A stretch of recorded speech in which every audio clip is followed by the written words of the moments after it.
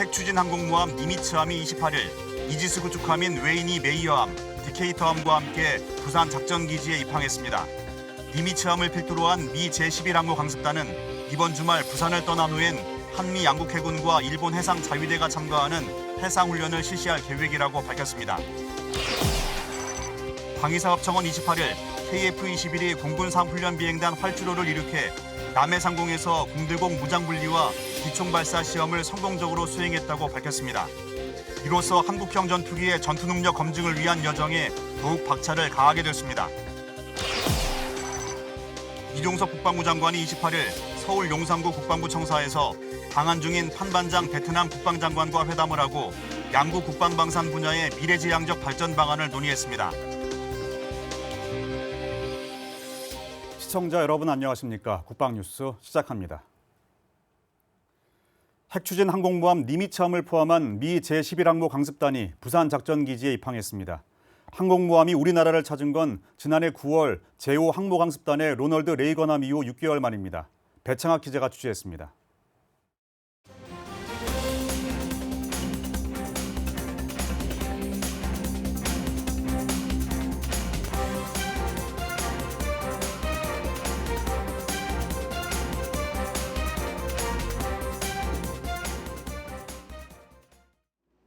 니미츠급 항공모함의 네임쉽이자 일본 함인 니미츠함이 우리 해군 부산 작전기지에 입항합니다. 이지스 순양함 벙커힐함, 이지스 구축함 웨이니 메이어함과 디케이터함도 뒤를 따릅니다. 미 제11항모 강습단이 올해 한미동맹 70주년을 맞아 양국의 우호협력 증진과 연합 방위 태세를 강화하기 위해 방한한 것입니다. The United States shares an unwavering alliance with the Republic of Korea. And together we will set the foundation of security, stability, and prosperity on the Korean Peninsula and the Indo-Pacific region. 해군 군악대 연주 아래 장병들이 태극기와 성조기를 흔들며 항모 강습단을 반갑게 맞이합니다. 남녀 화동은 단장과 함장에게 꽃목걸이를 전달하며 환영 인사를 합니다. 오늘 저와 스위니 항모 강습단장님이 이 자리에 서 있듯이 한미해군은 굳건한 한미동맹을 바탕으로 대한민국을 방어하기 위한 연합 방위 태세를 더욱 공고히 해나가겠습니다. 군항에 정박한 수척의 함정 가운데 지휘관이 타는 기함 니미츠함의 모습은 단연 압권입니다. 니미츠함의 길이는 332m로 축구장의 두세 배가 넘고 폭은 77m에 달하며 높이는 75m로 아파트 23~4층에 버금갑니다. 함내에서 길을 잃어버릴 경우를 대비해 곳곳에는 번지수가 표기되어 있습니다. 승조원은 6,000명 가까이 승선할 수 있습니다. 니미츠급 항공모함의 이름은 과거 태평양 전쟁을 승리로 이끌었던 미 합중국 해군 참모총장 출신 체스터 니미츠의 이름에서 따왔습니다. 그의 업적만큼이나 규모나 크기 모두 상당한데요. 특히 만재배 수량은 10만 톤을 웃돌아 우리 해군의 대형 수송함인 독도함과 마라도함의 만재배 수량이 19,000톤임을 감안하면 5배가 넘는 수치입니다. 비행갑하는 영화 탑건 매버릭을 통해 대중에게 알려진 F-18 슈퍼호넷 전투기를 비롯해 적의 방공망을 초토화하는 일명 하늘의 마법사 EA-18G 그라울러 전자전기, E-2 호크아이 공중 조기 경보기와 MH-60 시오크 해상작전 헬기 등 최첨단 항공전력들로 빼곡합니다. 항공기는 갑판에 설치된 사출장치인 캐터펄트의 힘을 빌려 5초 만에 이륙할 수 있습니다. 1분에 12대 함재기가 출격할 수 있는 것입니다. 전날인 27일에는 제주 남방 공해상에서 우리 해군의 세종대왕함, 최영함 등과 함께 연합 해상훈련을 실시하며 연합작전과 임무수행 능력을 끌어올렸습니다. 다음 주에는 우리 해군, 일본 해상자위대와 함께 훈련을 전개할 계획입니다. 인도 태평양 지역의 평화와 번영을 위해 힘을 모으겠다는 강한 의지를 피력한 것입니다. 이 밖에도 기한기간 함정 상호 방문과 같은 친선 교류와 문화 활동 등도 이어갈 방침입니다. 국방뉴스 배창학입니다. 한국형 차세대 전투기 KF-21이 무장 비행 시험을 성공적으로 수행하면서 완전한 전투기에 한 걸음 가까워졌습니다. 정비영 기자의 보도입니다. 국내 기술로 개발 중인 초음속 비행기 KF-21 보라매가 지난 28일 공군 3훈련 비행단에서 이륙해 남해상공에서 공대공 무장분리 시험과 공중 기총발사 시험을 성공적으로 마쳤습니다. KF-21 CJ-2호기는 중거리 공대공 미사일 시험탄에 대한 무장분리 시험을, 3호기는 100여 발의 공중 기총 발사 시험을 진행했습니다. 무장분리 시험은 항공기와 무장 장착물의 외장 분리에 따른 간섭을 기총발사 시험은 기총 시스템의 성능과 발사 시 항공기 손상 여부 등을 점검하는 시험입니다. 방위사업청은 이번 시험을 통해 전투기에서 무장을 분리하거나 기총을 발사할 때 발생할 수 있는 기체 구조, 엔진, 공기 역학적 특성 변화 등 점검을 통한 안전성 여부와 무장 운용과 관련된 항공전자 시스템 정상 작동 여부를 확인했습니다. 앞으로 KF-21은 적어도 고고도 등 전 비행 영역에서 단거리와 중거리 공대공 미사일과 기총에 대한 시험을 통해 무장의 안전성과 성능에 대한 검증을 이어나갈 예정입니다. 국방뉴스 정병입니다. 방위사업청이 28일 151회 방위사업 추진위원회를 서면 심의로 열고 대형 기동헬기 2 기종 결정안을 심의 의결했습니다. 이에 따라 육군이 운용 중인 시누크 헬기 CH-47D의 대체 기종으로 CH-47F가 최종 결정됐습니다. 대형 기동헬기 2 사업은 CH-47D 헬기를 대체할 헬기를 국외 구매 방식으로 확보하는 사업으로 방추위는 시험 평가와 협상 결과에 따라 CH-47F 기종을 결정하는 안을 심의 의결했습니다. 사업 기간은 2028년까지이며 총 사업비는 1조 4,900억 원가량이 투입됩니다. 이종석 국방부 장관과 판반장 베트남 국방장관이 28일 오후 국방부에서 회담을 했습니다. 양국은 해양안보 협력 강화를 위해 정례협의체를 개설하기로 하는 등 국방과 방산협력을 확대 발전시키기로 했습니다. 오상현 기자의 보도입니다. 우리나라와 베트남 국방부 장관이 만났습니다. 지난해 11월 아세안 확대 국방장관 회의 이후 4개월 만입니다. 양국 장관은 이번 회담에서 해양안보 협력을 강화하기 위해 다음 달부터 양국 해군 간 정례협의체를 개설하기로 했습니다. 우리나라는 지난 2017년과 2018년 각각 초계함 한 척씩을 양도했었고 현재 한 척을 추가로 양도하는 논의가 진행되고 있습니다.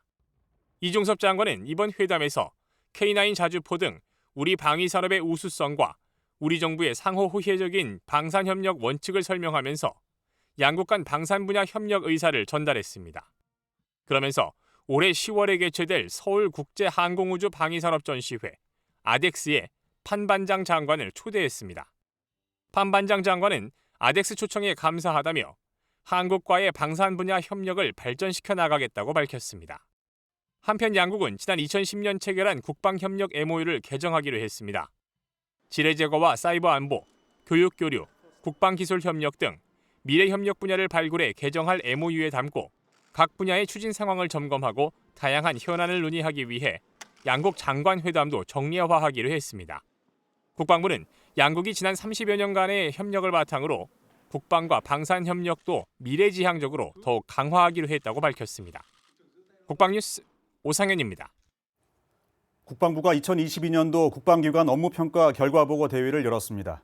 종합 최우수 기관으로는 국군 의무사령부가 이름을 올렸는데 국방기관장의 소통 향상을 위해 지난 28일 처음으로 개최됐습니다. 조다니엘 기자입니다. 국방부가 28일 용산구 육군회관에서 2022년도 국방기관 업무평가 결과보고 대회를 개최하고 우수기관과 업무 유공자에게 표창을 수여했습니다. 종합 최우수기관으로는 국군 의무사령부가 선정됐으며 국군 간호사관학교, 국방시설본부, 계룡대 근무지원단 등 5개 기관은 우수기관, 국방부 조사본부는 전년 대비 성과 향상이 우수한 도약기관으로 선정됐습니다. 의무사는 지난해에 이어 2년 연속 최우수기관의 영예를 안았습니다.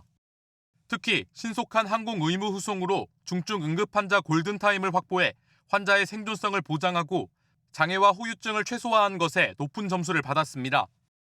국군 간호사관학교는 군 간호 훈련 평가 체계를 적용한 노력이, 국방시설본부는 사물 인터넷 기술을 적용해 예산을 절감하고 안전사고 예방을 유도한 결과가 긍정적으로 평가됐습니다. 성공한 기관들에서 배울 것도 많이 있지만은 실패한 기관들에 대해서도 배울 것이 많이 있다. 이런 실패한 기관들에 대해서는 좀 성과가 좀 미진한 기관들에 대해서는 질타하기보다는 어떻게 하면 좀 더 분석이라든지 컨설팅을 통해서 좀 낫게 할 수 있을 것인지 그런 걸 고민해 봐야 된다라는. 한편 국방기관 업무평가는 국방기관의 업무 역량을 강화하고 성과를 높이기 위해 지난 2009년부터 진행하고 있으며 이날 결과보고 대회는 우수기관과 유공자를 격려하고 국방기관장의 소통 향상을 위해 처음으로 열렸습니다. 평가는 26개 기관을 대상으로 민간위원으로 구성된 위원회가 업무의 계획과 집행 과정, 결과 등을 종합평가했습니다. 국방부는 각 기관이 국방정책 방향에 부합하게 업무를 수행할 수 있도록 평가 제도를 발전시켜 나갈 계획입니다. 국방뉴스 조다니엘입니다. 유엔 북한 인권사무소가 28일 북한에 의한 강제 실종과 납치를 다룬 보고서를 발표했습니다. 아물지 않는 상처라는 주제의 이번 보고서는 북한에 의한 강제 실종과 납치 현황과 함께 피해자가 겪은 경제와 사회, 정신적 어려움 등을 기술하고 있습니다. 국방부와 외교부, 통일부, 법무부 등 관계부처는 공동 보도자료를 통해 정부는 유엔 북한 인권사무소의 이번 보고서를 환영한다며 북한의 열악한 인권 상황과 북한에 의한 강제 실종 문제에 관한 국제사회의 관심 제고에 기여하기를 기대한다고 강조했습니다. 이와 함께 북한이 보고서의 권고사항을 이행하는 데 필요한 조치를 취하고 유엔 인권 메커니즘과의 협력을 확대할 것을 촉구했습니다. 전북 지역 예비군 훈련을 책임지고 있는 육군 35사단이 과학화 훈련 체계를 갖춘 훈련장에서 예비군 훈련을 진행합니다. 부대는 올해 3월부터 12월 중순까지 예비군 10만여 명을 대상으로 과학화 예비군 훈련을 진행한다고 밝혔습니다. 과학화 예비군 훈련은 기상의 영향을 받지 않고 다양한 훈련을 할 수 있으며 VR 모의 사격과 마일즈 장비를 활용한 시가지 전투 등 실전 훈련이 가능한 것이 특징입니다. 부대는 세미나를 통해 훈련 시행 방안 등을 논의하는 등 강한 예비 전력 육성 준비에 만전을 다해왔습니다. 이와 함께 훈련 과정을 네트워크로 연결해 대기 시간을 최소화할 수 있는 스마트 예비군 훈련 관리 시스템도 다음 달 중 도입할 계획입니다.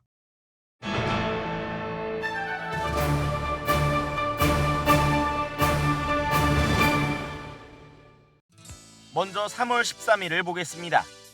2009년 3월 13일 소말리아 해역의 해적 퇴치를 위해 청해부대를 파병합니다. 주요 경과를 보겠습니다. 2008년 10월 7일 유엔 안보리 결의안 제1838호에 의해 유엔 회원국의 군함과 항공기를 파견해 해적 퇴치에 참여할 것이 요청됩니다. 2009년 1월 소말리아 대해적 작전 전담부대인 연합해군사령부가 창설되고요. 2009년 3월 13일 청해부대 1진이 파병됩니다. 그리고 2011년 1월 21일 아덴만 여명작전이 실시됩니다. 3호 주얼리호 선원이 전원 구출되고요. 2022년 12월 19일 청해부대 제39진 충무공 이순신함이 파병됩니다. 청해부대의 해적 퇴치 작전으로 국적선과 선원의 안전을 확보하고 국위를 선양했습니다. 또 연합해군 부대 참여를 통해 해군의 국제적 위상을 확립하고 타국 해군과의 교류를 확대했습니다.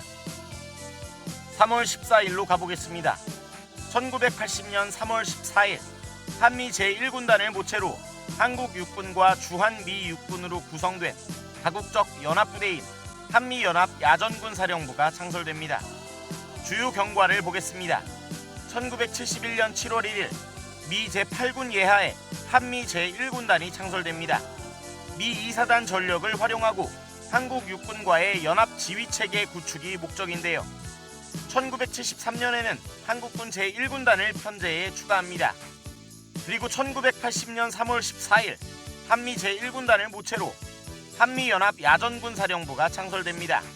이후 1992년 7월 1일 서부전선 방위 임무를 국군 제3야전군에 이양 후 해체됩니다. 한미양국군의 연합 방어 능력을 통합하고 전투 능력을 강화하기 위해 창설된 한미연합야전군사령부. 한반도 서부전선에서 북한 도발을 억제하는 중추적인 기능을 담당했습니다.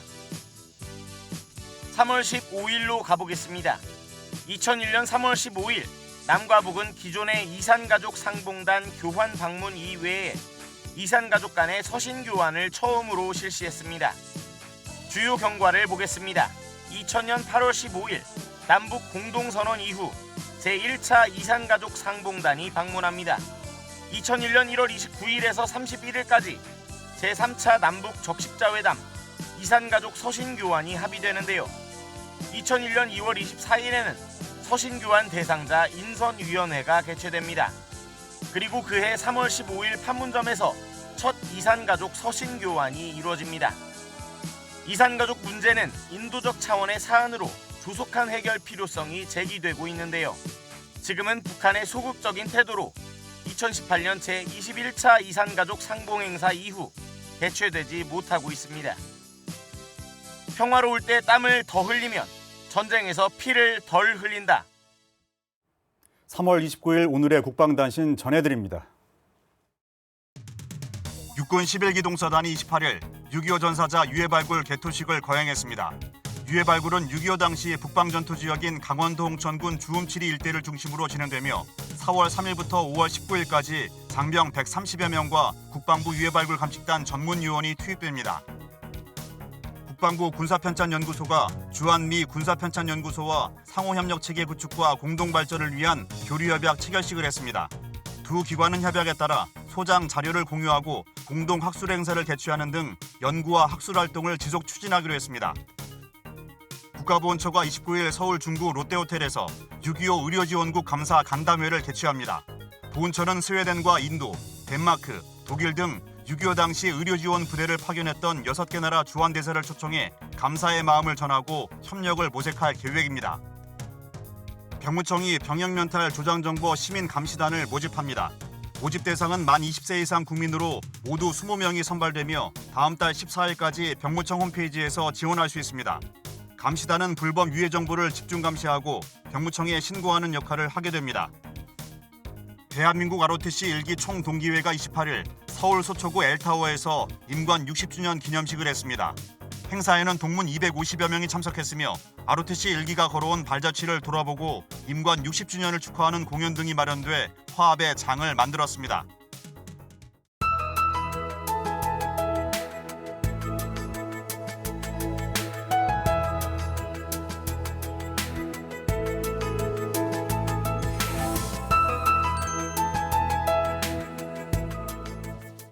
수요일인 오늘은 낮 동안 아주 따스한 날씨가 이어집니다. 자세한 날씨 확인하시죠. 오늘은 계절의 시계가 한 달가량 앞서 가겠습니다. 낮 동안 기온이 크게 올라 4월 하순에 해당하는 봄 날씨를 보이겠는데요. 아침에는 쌀쌀하다가 낮에는 기온이 크게 오르는 전형적인 환절기 날씨를 보이겠습니다. 오늘은 전국에 가끔 구름이 많다가 오후부터 대체로 맑겠습니다. 미세먼지 농도는 충청권과 광주, 전북이 나쁨, 그 밖의 권역은 보통 수준을 보이는 가운데 부산과 대구, 울산은 밤에 일시적으로 나쁨 수준일 것으로 예상이 됩니다. 당분간 건조한 날씨도 이어지는 가운데 내일은 전국이 20도 이상으로 오르는 곳이 많겠고 당분간 내륙을 중심으로 낮과 밤의 기온차가 20도 이상으로 매우 크겠습니다. 자세한 기온 살펴보시면 내일 아침 최저 기온은 서울이 6도, 강릉이 11도, 대구는 5도로 출발합니다. 내일 최고 기온은 서울이 20도, 원주가 23도, 부산은 22도까지 오르겠습니다. 작전 기상입니다. 해상 작전에 제한이 있겠습니다. 주말에는 낮 기온이 24도까지 오르면서 따뜻하겠습니다. 지금까지 공군 기상단 제공 기상정보였습니다. 1963년 16개 대학 2,643명이 대한민국 최초로 ROTC 육군 소유로 임관한 지 어느새 60년이 지났습니다. 지금은 80대 중반, 고령의 나이이지만 젊은 시절 국가 안보의 일선에서 호국의 간성으로 전역 후에는 사회 각계각층에서 대한민국의 눈부신 발전을 이끈 주인공들로 자부심이 가득해 보입니다. 박정환 육군참모총장은 얼마 전 ROTC의 미래 비전을 설명하는 자리에서 학군 장교는 국가와 국민을 위해 헌신해온 대한민국을 대표하는 명예로운 존재라고 강조하기도 했는데요. 문득 자신의 안위보다 국가를 위한 헌신과 희생, 명예의 길을 선택하는 청춘들을 위해 우리 사회가 해야 할 일은 과연 무엇일지 생각해 봅니다. 합당한 대우와 명확한 비전 속에서 창끝 전투력의 핵심 초급 장교들이 능력을 발휘해 나갈 여건과 문화가 마련되기를 기대해 봅니다. 국방뉴스를 마칩니다. 감사합니다.